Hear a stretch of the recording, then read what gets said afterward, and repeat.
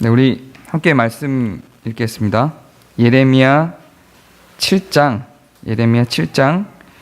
주보에는 3절로 되어 있는데요. 2절부터 8절까지 읽겠습니다. 예레미야 7장 2절부터 8절까지.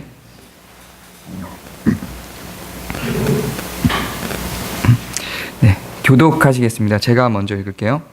너는 여호와의 집 문에 서서 이 말을 선포하여 이르기를, 여호와께 예배하러 이 문으로 들어가는 유다 사람들아, 여호와의 말씀을 들으라. 만군의 여호와 이스라엘 하나님께서 이와 같이 말씀하시니 너희 길과 길을 바르게 하라. 그리하면 내가 너희로 이곳에 살게 하리라. 너희는 이것이 여호와의 성전이라, 여호와의 성전이라, 여호와의 성전이라 하는 거짓말을 믿지 말라. 너희가 하는 길과 길을 참으로 바르게 하여 이웃들 사이에 정의를 행하며 이방인과 고아와 과부를 압제하지 아니하며 무죄한 자의 피를 이곳에서 흘리지 아니하며 다른 신들 뒤를 따라 화를 자초하지 아니하면 내가 너희 이곳에 살게 하리니 곧 너희 조상에게 영원 무궁으로 존중하게 하리라. 보라, 너희가 무익한 거짓말을 의존하는도다. 아멘. 네, 원래는 다음 주가 종교개혁 주일인데요. 건자견 연합 예배 때문에 제가 또 종교개혁 주일을 그냥 지나치긴 좀 뭐해서, 또 저희 교회가 또 종교개혁에 관련한 특수성이 있기 때문에 좀 언급하고 지나가야겠다 싶어서 다른 많은 걸 준비하기보다 그냥 말씀만 종교개혁에 맞춰서 좀 준비를 했습니다.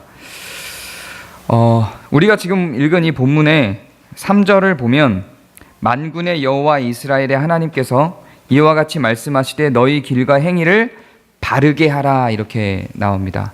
여기서 바르게 하라라고 하는 단어에 해당되는 영어를 보면 reform이라고 되어 있습니다. 이 reform이 개혁하다죠. 그래서 원래는 바르게 하라는 굉장히 순화시킨 거고, 개혁해라가 맞는 해석입니다.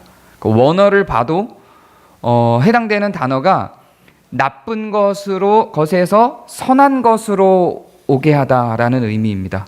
그러니까 좋게 말하면 그냥 바르게 하라도 괜찮은데 더 정확한 표현이 개혁하라가 더 맞는 겁니다.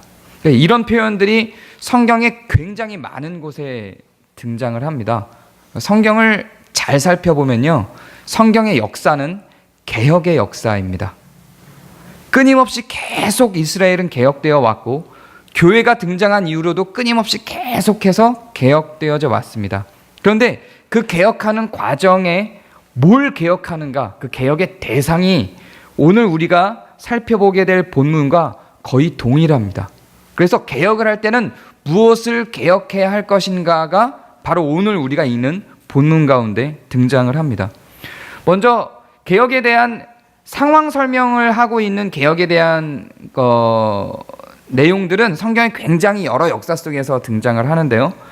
오늘 우리가 읽은 이 예레미야가 제가 판단할 때는 개혁을 가장 잘 설명하고 있는 부분이기 때문에 이 본문을 선택했습니다. 그리고 이 예레미야가 살고 있고 사역했던 때의 왕이 여호야김 왕인데요. 이 왕 전 왕이 요시야 왕입니다. 그리고 이 요시야 왕 때도 종교개혁이 한번 있었습니다. 요시야 왕 때 종교개혁이 있었고, 그 다음 왕 때 또다시 종교개혁을 예레미야가 일으키는 겁니다. 그래서 요시야 왕 때와 예레미야 왕 때의 예레미야 선지자 때의 종교개혁의 차이가 있습니다. 뭐냐면 요시야 왕 때는 위에서부터 시작해서 백성을 개혁한 것입니다. 그리고 지금 예레미야는 밑에서부터 시작해서 위를 개혁하고 백성 전체로 개혁이 나아가는 과정입니다.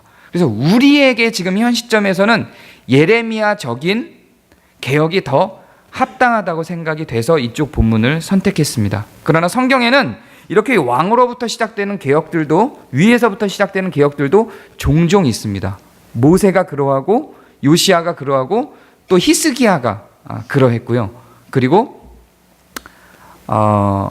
나중에 다른 지도자들을 통해서 행해지는 여러 개혁들이 계속해서 등장을 하게 됩니다. 그리고 밑에서부터 선지자들을 통해서 이루어진 개혁들도 계속해서 반복이 됩니다. 이사야 선지자도 그러하고 하박국 선지자, 학개 선지자, 에스라, 느헤미야, 예레미야가 다 사실상 밑에서부터 시작해서 올라간 개혁이라고 보여질 수 있습니다. 근데 에레미야하고 느헤미야는, 에스라하고 느헤미야의 개혁은 조금 중간적인 입장을 취하는 것 같습니다. 그래서 일단 요시야 왕의 개혁의 내용을 제가 잠깐 설명드리고 다시 우리 본문으로 들어와서 예레미야의 개혁을 좀 설명하고자 합니다. 요시야 왕이 했던 때 개혁의 내용이 열왕기하 23장 1절부터 쭉 시작이 되는데요. 그 시작될 때 분위기만 잠깐 제가 읽어드리겠습니다. 열왕기하 23장 1절부터 3절까지만 읽어드리겠습니다. 왕이 봄에 유다와 예루살렘의 모든 장로를 자기에게로 모으고 이에 왕이 여호와의 성전에 올라가매 유다 모든 사람과 예루살렘 주민과 제사장들과 선지자들과 모든 백성이 노소를 막론하고 다 왕과 함께 한지라. 왕이 여호와의 성전 안에서 발견한 언약책의, 성경책이죠, 모든 말씀을 읽어 무리의 귀에 들리고 왕이 단 위에 서서 여호와 앞에서 언약을 세우되 마음을 다하고 뜻을 다하여 여호와께 순종하고 그의 계명과 법도와 율례를 지켜 이 책에 기록된 이 언약의 말씀을 이루게 하리라 하며 백성이 다 그 언약을 따르기로 하니라. 요시야 왕이 개혁을 하는데 뭘 굉장히 특별한 제도를 바꾸거나 새로운 법안을 도입하거나 한 게 아니라 잃어버렸던, 사라졌던 하나님이 주셨던 율례와 법도, 그 율법을 돌이키고 하나님과 그 백성 사이에 맺었던 언약을 다시 세워서 그것을 지켜나가게 하는 게 요시야 왕의 개혁이었습니다. 그리고 그렇게 개혁된 내용들, 어떤 내용들이 율례로, 법도로, 언약으로 다시금 돌이켜졌는가 하는 내용은 우리가 곧 읽을 예레미야서에 나타나는 내용들과 동일합니다. 그러면 어떤 내용들이 위에서부터 내려왔든 아래서부터 올라갔든 어떤 내용들이 개혁의 대상이 되었는가를 한번 살펴보겠습니다. 예레미야 5장 4절부터 제가 쭉 한번 읽어드리겠습니다. 내가 그들을 배불리 먹인즉, 개혁을 하도록 하나님께서 예레미야에게 나타나서 요청하시는 장면입니다. 내가 그들을 배불리 먹인즉, 하나님이 이스라엘 백성을 배불리 먹인즉 그들이 간음하며 창기의 집에 허다히 모이며 그들은 두루 다니는 살찐 수말같이 각기 이웃의 아내를 따르며 소리 지르는도다. 좀 몇 절 건너뛰면서 읽는 겁니다. 너희가 번창하고 거부가 되어 부자가 되어 살찌고 윤택하며 또 행위가 심히 악하여 자기 이익을 얻으려고 송사 곧 고아의 송사를 공정하게 하지 아니하며 빈민의 재판을 공정하게 판결하지 아니하니 선지자들은 거짓을 예언하며 제사장들은 자기 권력으로 다스리며 내 백성은 그것을 좋게 여기니. 이게 개혁해야 될 내용이었습니다. 개혁해야 될 대상들이었습니다. 계속해서 이어지는 6장을 보면 이렇게 나옵니다. 이는 그들이 가장 작은 자로부터 큰 자까지 다 탐욕을 부리며 선지자로부터 제사장까지 다 거짓을 행함이라. 그들이 내 백성의 상처를 가볍게 여기면서 말하기를 평강하다 하나 평강이 없도다. 잘 생각해 보세요. 내 백성의 상처를 가볍게 여기면서 말하기를 평강하다 외칩니다. 누가 평강하겠습니까? 통치자들, 다 부유하고 거부가 된 자들, 평강하다 합니다. 그러나 하나님 보시기엔 평강이 없도다. 누구에게요? 백성들에게, 고아에게, 빈민에게.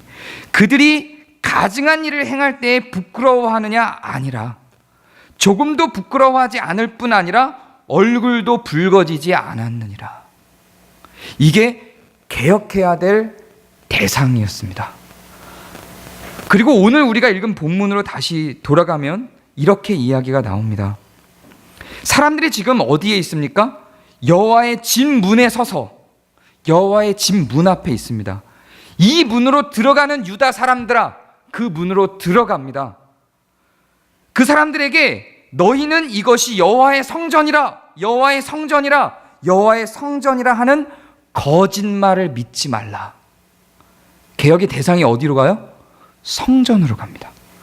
여호와의 성전이라 하는 거짓말을 믿지 말라. 너희가 만일 길과 행위를 참으로 바르게 하여 이웃들 사이에 정의를 행하며 이방인과 고아와 과부를 압제하지 아니하며 무죄한 자의 피를 이곳에서 흘리지 아니하며 다른 신들 뒤를 따라 화를 자초하지 아니하면 내가 너희를 이곳에 살게 하리니 너희 조상에게 영원 묵은토록 준 땅이니라.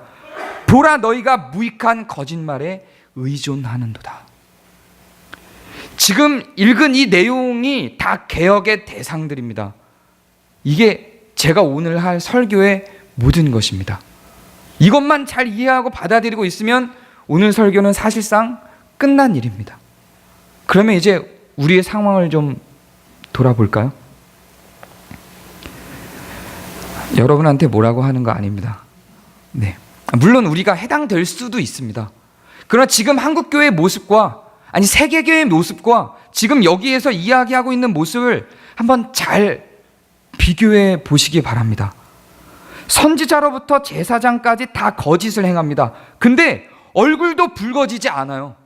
선지자로부터 제사장까지 다 거짓을 행하는데 얼굴도 붉어지지 않습니다. 제가 굳이 자꾸만 사람의 이름을 자꾸 들 때 다른 여러 사람들의 이름들도 사실 많이 생각나는데 그런 이름들을 다 이름을 들 수 없으니까 대표성을 띠고 자꾸만 전병욱과 오정현만 이름을 들지요. 얼굴이 붉어지지 않아요. 여대생들을 그렇게 겁탈을 하고 그렇게 수많은 돈들을 횡령해서 자기의 목사직도 거짓으로 얻은 것까지도 이렇게 명백하게 다 드러났지만 부끄러워하지 않습니다. 교회의 재정이 그렇게 엉망으로 돌아가고 이렇게 부당한 세습들이 막 이루어지고 사실상 교회 안에 가난한 사람들과 도움을 받아야 될 사람들이 산재해 있는데 그런 것들을 돌보지 않는 것들에 대해서 부끄러워하지 않아요. 가늠한 것들에 대해서 전혀 부끄러워하지 않습니다. 그 교회에서 이번에 수많은 총회들이 일어나고요. 목회자들의 성적인 거룩함을 위한 특별법을 만들자는 제안이 왔습니다. 그거 다 기각됐어요. 그걸 왜 기각해요? 목회자들의 성적인 거룩함을 위해서 그걸 보호하기 위해서 특별법을 만들자는 제안이 생겼어요. 그러면은 내가 창피할 일이 없으면 목회자들이 성적으로 거룩한 게 너무 당연하잖아요. 그걸 왜 기각하는 거예요 도대체? 나는 이해가 안 돼요. 근데 그게 다 기각이 됐어요.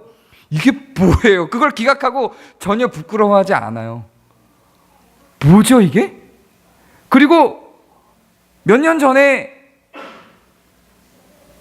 간통법이 통과될 때에 물론 간통법이 통과된다고 해서 형법에서만 간통법이 통과된 거지 민법에서는 여전히 간통금지법은 남아있죠. 그래서 그 민법에 남아있잖아라고 자꾸 변명을 하지만 어쨌든 형법으로는 통과가 된 거예요. 이제 간통법은 폐지가 됐고 형법상으로는 바람을 피워도 괜찮아요. 여러분 바람 피워도 괜찮아요. 근데 교회가 그 간통법이 통과될 때 한마디도 안 했어요. 뭘까요 이게? 그래요. 세상 법이니까 교회가 손댈 필요 없다 그렇게 생각할 수 있어요. 근데 동성애에 관련된 것들 차별금지법이나 제가 이거를 동성애 결혼법이나 이런 것들에 제 입장을 밝히고 있는 게 아니에요. 지금 교회가 취하고 있는 태도의 불합리성을 이야기하고 있는 겁니다. 오해하시면 안 됩니다. 이런 것들에 대해서는 왜 그렇게 열을 올리죠? 저는 간통과 동성애의 무게를 두고 어떤 걸 더 교회가 막아야 되죠? 라고 할 때 보면 성경의 입장으로 이게 동성애고 이게 간통이면 당연히 이렇게 되는 거 아닌가요? 무거운 게 내려가는 겁니다. 당연히 이렇게 되는 거예요. 성경이 언급하고 있는 동성애에 대해서 성경이 언급하고 있는 바도 전부 다 아주 사소한 것이 다 끄집어내도 4개밖에 없어요. 그런데 간통에 대해서는 음란에 대해서는 오늘 우리가 읽어본 내용에도 나오는 것처럼 수도 없이 등장합니다. 근데 간통법 폐지될 때 교회가 한마디도 하지 않았어요. 그리고 목회자들의 성적 거룩함을 위한 특별법을 만들자고 하는데 이게 기각이 됐어요. 뭐 나는. 그러면서 동성애에 관련한 법안은 바로바로 다 통과가 돼서 끝났어요. 이제 합동 측에서는요, 이렇게 합동 측이라고까지 얘기해서 정말 죄송한데, 합동 측에서는 교회에서 동성애자들을 추방시킬 수 있어요. 뭐해 이게? 이게 뭐예요? 동성애자야? 너 나가. 이럴 수 있다고요. 우리 게 못다니. 이럴 수 있는 거예요. 제가 성적인 것만 갖고 얘기해서 정말 죄송한데, 다른 부분들도 굉장히 많이 그럽니다. 선지자들이 거짓을 예언해요. 제사장들이 자기 권력으로 다스려요. 이게 잘못됐습니까? 제사장들이 자기 권력으로 다스리는 게 잘못됐어요? 생각해보세요. 잘못된 건가요 이게? 근데 성경이 잘못됐대잖아요. 자기 권력으로 다스리면 안 됩니다. 그럴 수 없는 거예요. 선지자도 제사장도 자기 권력으로 다스릴 수 없게, 내후년에 제가 성경의 율법을 하나하나 디테일하게 다 설명드릴 건데요, 다스릴 수 없게 명시해놨어요. 제사장은 백성들을 자기 권력으로 다스릴 권한이 없습니다. 사사시대에서 왕정시대로 넘어갈 때 하나님이 왜 왕정시대로 넘어가는 걸 막았을까요? 백성들은 왜 왕정시대로 넘어가기를 원했을까요? 사사와 왕의 차이는 뭐였을까요? 어떤 부분에 있어서는 사사들이 더 큰 권력을 가질 것 같아요. 실제로 이슬람에도 사사에 해당되는 칼리프라고 하는 직책이 있었습니다. 종교와 정치를 다 할 수 있는 조건에 있는 사람들이에요. 근데 이슬람에서 말하는 칼리프와 성경에서 말하는 사사는 완전히 개념이 달라요.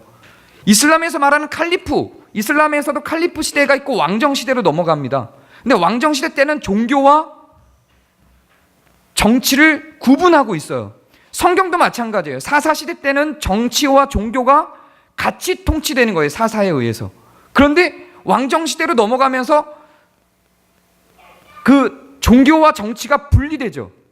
그런데 기독교와 이슬람의 종교와 정치가 분리되는 과정은 완전히 달라요. 이슬람에서 칼리프 제도는 실제로 종교적 권리와 정치적 권리를 칼리프가 다 갖고 있습니다.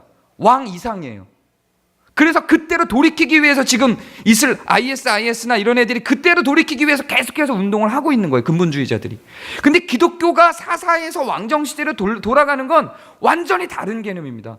사사시대 때의 사사들은 자기의 권력으로 통치할 수 없었습니다. 뭘로 통치했어요? 율법으로. 율법에서 명시하지 않은 것에 대해서 자기 권리를 주장할 수 없었다고요. 사사들이. 그게 사사시대예요. 반드시 평상시에는 사사들도 양을 쳤어요. 자기 염소를 기르고 자기 사유재산 땅을 갖고 농사를 짓고 자기 일을 했어요. 자기 옷을 꼬매 입고요. 사사들이. 그리고 법적으로 재판해야 될 일들이 생겨서 법적인 결정을 내려야 될 때만 흉판을 뒤집어 쓰고 나타나서 사사의 역할을 한 겁니다. 권력이 없었어요. 그러니까 기드온이나 삼손이나 삼갈이나 여러 선지자들에 대해서 백성들이 막 따지고 들잖아요. 왕정시대 이후로 어디 백성이 감히 사울왕에게 다윗에게 따져요. 죽으려고. 안 되는 거예요. 근데 그 권력을 갖고 있는 짓을 제사장들이 했다고요. 그냥 보면 이게 왜 나쁜지를 몰라요. 선지자들은 거짓을 예언했다 그랬으니까 나쁜데 제사장들은 자기 권력으로 다스렸다는데 왜 나빠요 그게? 나쁜 걸. 그럼 안 되는 거라고 지금 이야기하고 있는 거예요. 이 기준으로 지금 한국교회를 보면 총체적으로 다 개혁 대상이에요. 있을 수 없어. 있어서는 안 되는, 존재할 수 없는, 이거 다 어기고 있는 거예요. 지금 여기 있는 거 전부 다. 지금 제가 읽어드린 거예요. 서 있을 수 없어요. 교회가 지금 이 땅에 이대로 다 하고 있거든요. 이게 이 당시에 예레미야 시대에 있었습니다. 그리고 이 개혁을 위해서 예레미야가 외쳤죠. 동일해요. 모든 종교개혁, 성경상에 나타났던 모든 종교개혁이 다 동일한 상황입니다. 전부 다 이거를 대상으로 개혁을 외치고 있는 겁니다. 고아들이, 빈민들이 온전하게 송사를 받지 못해요. 이게 전부 다 개혁의 대상들이었습니다. 종교개혁 500주년을 맞았습니다. 종교개혁 당시의 개혁의 대상도 다 이거였습니다. 전부 이거였어요. 면죄부를 판매를 왜 했습니까? 다 동일했어요. 종교개혁 500주년을 맞아서 다시 종교 개혁을 하자고 수많은 교회들이 외치며 모여듭니다. 그리고 개혁의 대상으로 그들이 외치고 있는 개혁의 내용을 보면요, 혀를 두를 수밖에 없어요. 제도를 개혁하는 거예요. 예배를 개혁하고요, 조직을 개혁합니다. 그런 거 개혁 대상 아닙니다. 성경이 말하고 있는 개혁의 대상에 그런 건 끼지 않아요. 그들이 주장은 뭐냐면, 내용은 결국 형식에 담긴다. 그래서 형식을 개혁하면 내용도 바뀐다는 거예요. 웃기는 장난입니다. 내용이 바뀌는 거지 형식이 바뀌는 게 의미가 없어요. 성경 어디를 봐도 형식을 바꿔서 내용이 바뀌는 사례는 등장하지 않습니다. 내용이 바뀌는 게 맞는 겁니다. 교회의 예배의 형태를 바꾼다고 우리가 거룩해집니까? 형식은 그 내용을 바꾸기 위해 적절한 방식으로 얼마든지 변할 수 있는 거예요. 지금 우리가 갖고 있는 이 예배 형태며 종교개혁 500주년을 만들기 위해서 수많은 목사님들이 모여서 개혁하자고 외치는 이 예배 형태에 대한 개혁, 그래서 16세기 종교개혁자들이 만들어놓은 원래의 예배 모양으로 돌아가자고 하는 그 모든 개혁의 내용들이, 그런 외형을, 형식을 바꾸자고 하는 그 개혁의 내용들이 성경에 있나요? 없다니까요. 지금 500주년을 맞아서 개혁을 어떻게 할 것인가를 논의하면서 교회의 조직과 예배의 형태와 이것들을 바꾸자고 계속해서 얘기를 하는데 그 성경에 없어요. 16세기로 돌아가자는 거죠. 그때 종교 개혁자들이 천주교회에서 개신교회로 프로테스탄트로 바꾸면서 바꿔냈던 모양의 교회 조직과 규약과 그 예배 모양으로 돌아가자는 거예요. 그게 개혁이라는 거죠. 이게 천주교에서 예배 형태를 루터나 칼빈이 왜 바꿨을까요? 내용이 바뀌었거든요. 그들이 믿고자 하는, 주장하는 개혁의 내용이 바뀌어서 그 내용을 바꾸려니까 예배와 조직의 형태가 바뀐 거예요. 그 이전에 천주교회에서는 그 권력이 누구에게 있었어요? 사제에게 있었어요. 그래서 그 권력을 누구에게로? 성도들에게 돌려주는 과정에서 조직은 바뀌는 게 불가피했던 겁니다. 그리고 예배가 왜 바뀌었냐면, 그들이 예배를 드리는 과정 중에 어떤, 예를 들면 성찬의 개념이, 그들이 갖고 있는 성찬의 개념 속에서 그 성찬의 빵과 포도주가 정말 예수 그리스도라고 생각을 했어요. 정말 예수 그리스도. 근데 진짜 그 예수 그리스도라고 하는 생각에서 아니다, 이것이 단순한 성령의 임재 차원이다, 혹은 단순한 상징이다라는 개념으로 바뀌면서 그 형식들이 바뀐 거예요. 내용을 담기 위해서 형식을 바꾼 거지, 그 16세기 종교 지도자들이 만든 그 형식이 오리지널리 원래 그거여서 그거여야만 돼서 바꾼 게 아니라는 이야기입니다. 만약에 그런 거면은 성경에도 그 형식이, 그들이 주장하는 형식이 나와야죠. 우리가 지금 행하고 있는 예배 형식이 그때와 다르다고 하여 그걸 다시 그때로 돌이키는 것이 종교 개혁이다? 성경에 나타난 종교 개혁이나 개혁자들, 그 당시 종교 개혁자들의 종교 개혁에 대한 논문들을 봐도 그렇게 개혁하는 형식에 대한 이유와 근거가 내용을 담고 있는 겁니다. 내용을 바꾸는 게 개혁입니다. 그것을 바꿀래다 보니, 그럼 그 바꾸는 내용을 어떤 그릇에, 어떤 형식에 담을 것인가에 따라 형식은 얼마든지 그 내용을 잘 담을 수 있는 방편으로 변화시켜낼 수가 있는 겁니다. 조직도, 규약도, 예배의 모양도 마찬가지입니다. 개혁은 형식의 변화가 아니라 본질적인 내용의 회복입니다.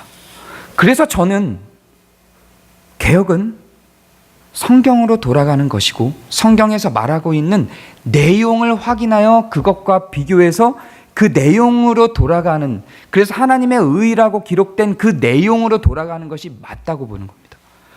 그 성경 가운데 있는 형식으로 돌아가는 것도 아닙니다. 이거 자꾸 성경에는 또 형식으로 돌아가려는 운동들이나 움직임들도 있어요. 그래서 지금 유월절 지키자고 나서는 분들이 있어요. 개신교회 안에. 미치겠어요 진짜. 예수님이 왜 죽으셨는지도 모르는 거예요. 유월절을 지키자고 나서는 분들도 생기는 거예요. 이게 뭐예요? 전부 자꾸만 개혁의 대상이 형식으로 되고 있어요. 내용인 겁니다. 우리가 개혁해야 될 것은 선지자와 제사장이 부정하지 못하게 하는 거예요. 목회자들이 부정하지 못하게 하는 거예요. 그게 개혁의 대상이에요. 백성들이 잘못을 분별하게 하는 거예요. 그게 개혁의 대상이에요. 오늘 우리가 아까 읽은 본문 중에 정말 또 충격적인 게 하나 있어요. 그들 부정을 저지르고 있는 선지자들과 제사장들도 얼굴을 붉히지 않는데 더 큰 문제는 뭐냐면 예레미야 5장 31절에 백성이 그것을 좋게 여긴답니다. 백성이 그것을 좋게 여겨요. 예레미야 5장 31절에. 이것도 개혁의 대상이라고요.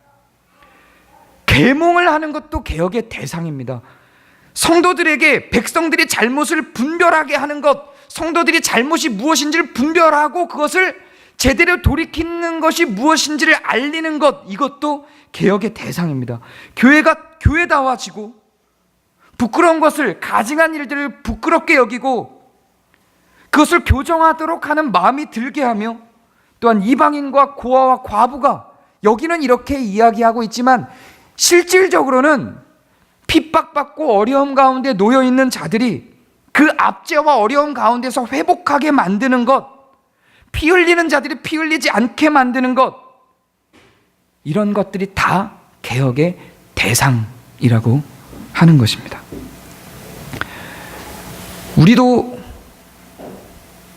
우리 교회도 사실상 개혁교회로 모여져 있습니다.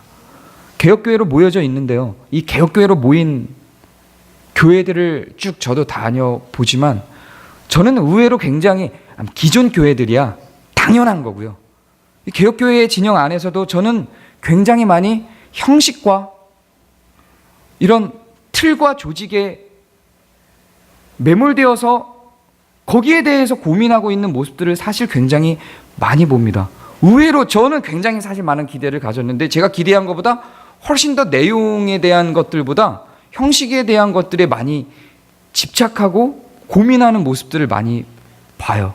근데 물론 우리가 갖고 있는 내용들을 잘 세워서 그것을 어떻게 담을 것인지에 대한 형식의 고민 필요합니다. 그러나 내용에 대한 논의 없는 형식에 대한 고민들이 많은 것을 저는 의외로 굉장히 많이 확인합니다. 우리는 끊임없이 뭘 바라봐야 될까? 저는 그래서 지난번 작은교회 박람회를 통해서 갔을 때도 교수님들의 이 교회를 개혁하기를 원하시는 교수님들의 강의를 듣고 하면서 사실 저는 굉장히 많이 놀랐어요.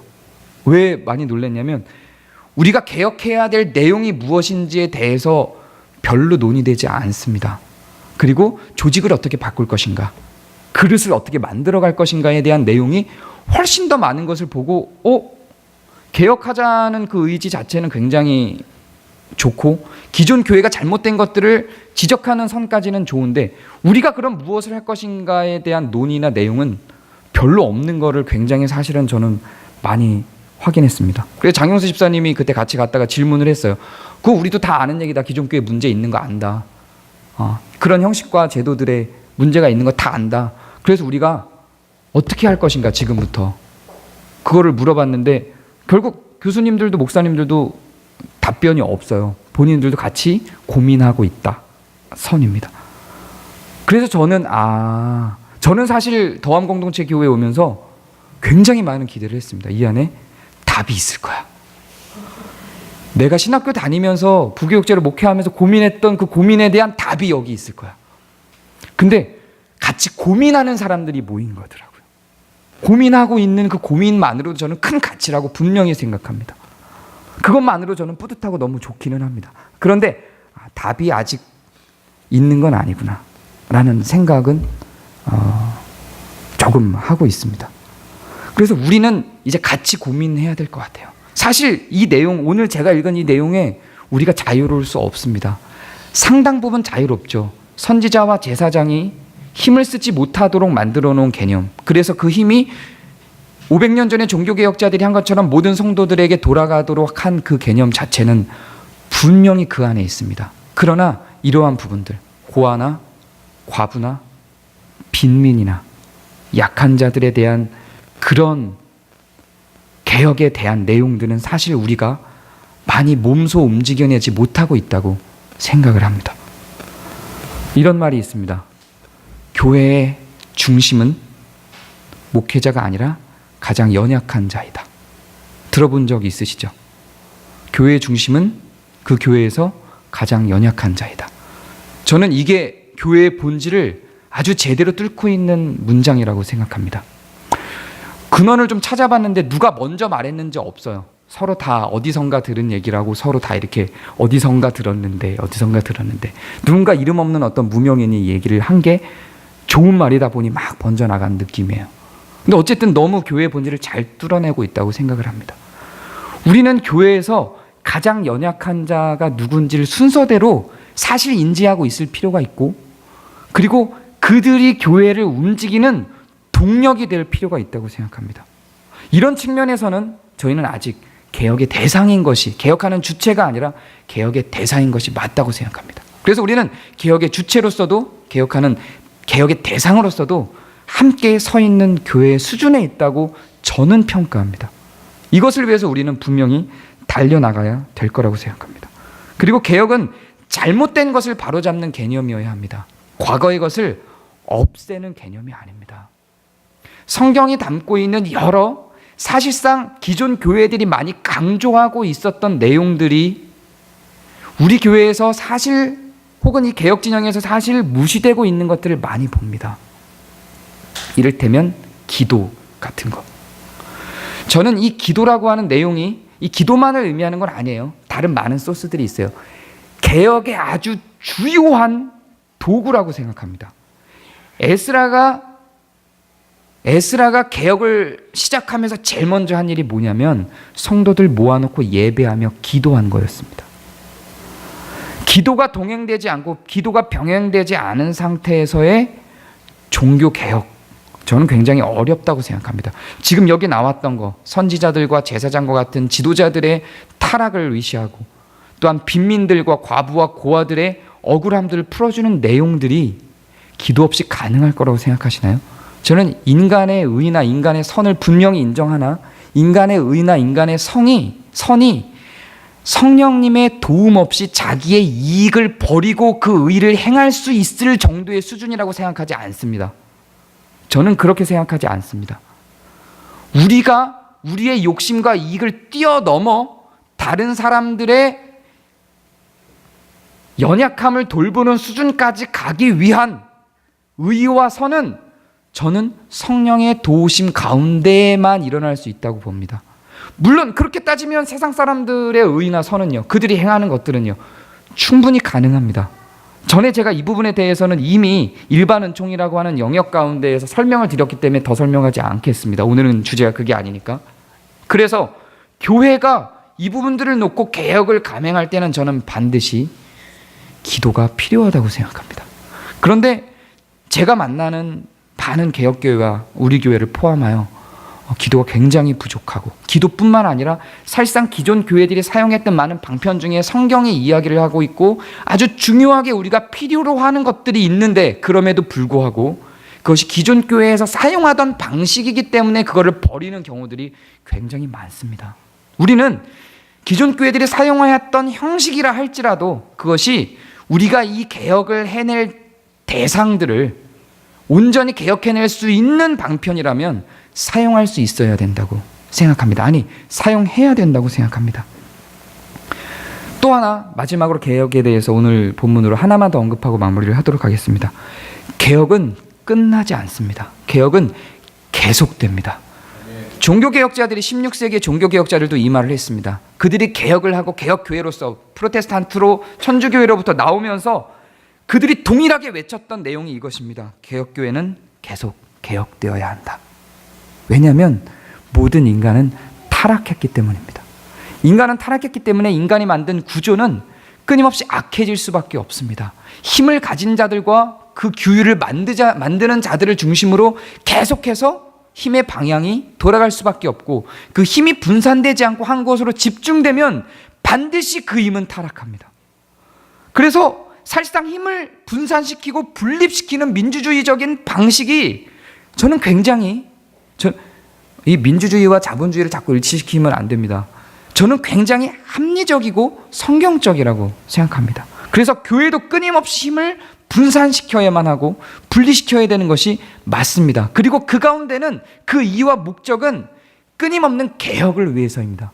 그리고 그 개혁이 돌아가야 할 곳은 완전히 없는 새로운 것들에 대한 탄생이 아니라 성경이라고 저는 생각합니다. 왜냐하면 성경이 아닌 새로운 것들도 탄생시키기 위해서는 그것을 탄생시킬 당시의 주체의 권력을 기준으로 다시 재편성되기 때문에 그렇습니다. 제 말이 뭔지 이해하시나요? 이 설명이 적절했나요? 그래서 우리는 원래 애초에 하나님이 의롭게 만들어 놓으셨던 형식이 아닌 내용으로서의 성경으로 돌아가는 것이 개혁의 좋은 방식이며, 이것은 끊임없이 계속해서 반복적으로 우리들에게 나타나야 된다고 생각합니다. 그래서 우리는 매년 혹은 매달 계속해서 이것들을 묵상하며 우리의 상태를 점검하고 계속 우리가 개혁되고 있는지를 확인해야 된다고 생각합니다. 기존 교회로부터 우리가 개혁되어져 나왔다고 하여, 그래서 우리는 개혁교회 가운데 있다고 하여 그것이 우리를 자위하고 위로해낼 수 있는, 우리 스스로 자족해낼 수 있는 조건이 될 수 없습니다. 계속 점검하지 않으면 우리는 또 타락할 것이고, 우리도 모르는 사이에, 여기 나오잖아요, 얼굴도 붉히지 않는다고요. 몰라요. 우리도 모르는 사이에 개혁되어야 될 개혁의 대상 가운데로 들어가서 안주하고 있을 가능성이 굉장히 높습니다. 우리는 개혁하지 않고 우리의 의를, 우리의 선을 유지해낼 수 있는 능력이 없는 사람들입니다. 그것을 우리가 인정하지 않으면 우리는 어느 순간 개혁의 주체가 아니라 개혁의 대상으로 돌아가고 있게 될 것이 뻔합니다. 종교개혁 주일이 다음 주입니다. 그리고 내일부터 시작해서 우리가 일주일간, 5일간 종교개혁 주일을 기념을 해서 기도회를 갖게 됩니다. 로잔 언약은 사실상 500년 전에 있었던 종교개혁만큼 파급적이진 않았지만 두 번째 종교개혁이라 할 만한 그런 선언을, 루터의 95개조 반박문에 해당되는 그런 중요한 선언을 해낸 그런 언약문입니다. 그래서 우리가 일주일 동안 그것을 다루며 그것에 대한 내용들을 위해 기도하고, 또 우리 교회를 돌아보고 우리 개인들을 돌아보는 기도의 시간을 갖게 될 것입니다. 가능한 한 참여해 주시고, 또 이 종교개혁 주일이 또한 뭐 성경에 나타나 있는 절기는 아니지만 우리 개혁교회로서 중요하게 다스리고 나누고 또한 기념해야 될 기간이라고 생각합니다. 그렇기 때문에 함께 가능하신 분들은 참여해 주셔서 종교개혁 주일을 의미 있게 좀 보내주시기를 바랍니다. 자, 기도하겠습니다.